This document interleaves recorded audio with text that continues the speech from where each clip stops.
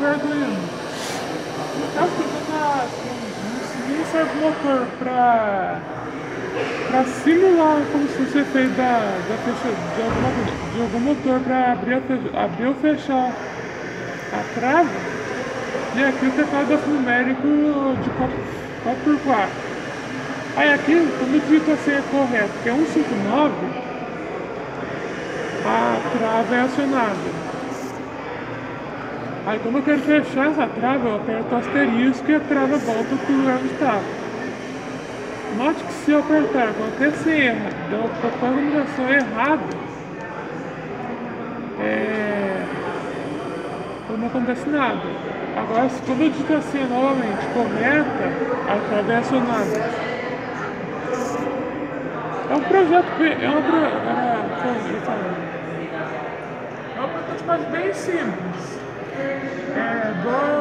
Vou implementar isso numa porta futuramente já achando um motor dentro da porta para quando a pessoa digitar a senha correta, ela poder já abrir a porta sem ter nenhum trabalho. E futuramente também, nesse mesmo projeto, é implantar um sistema, via Bluetooth o sistema de senha a ser digitado em dispositivos Android. É uma área bastante interessante para se explorar também, por causa que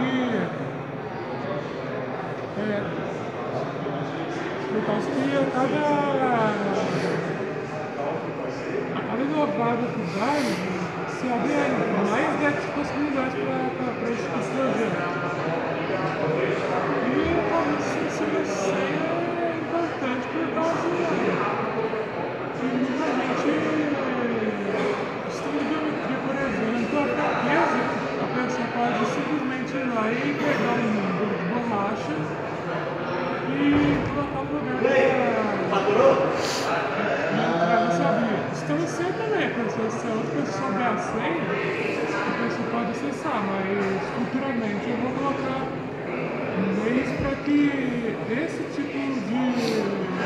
forma de entrar não permitido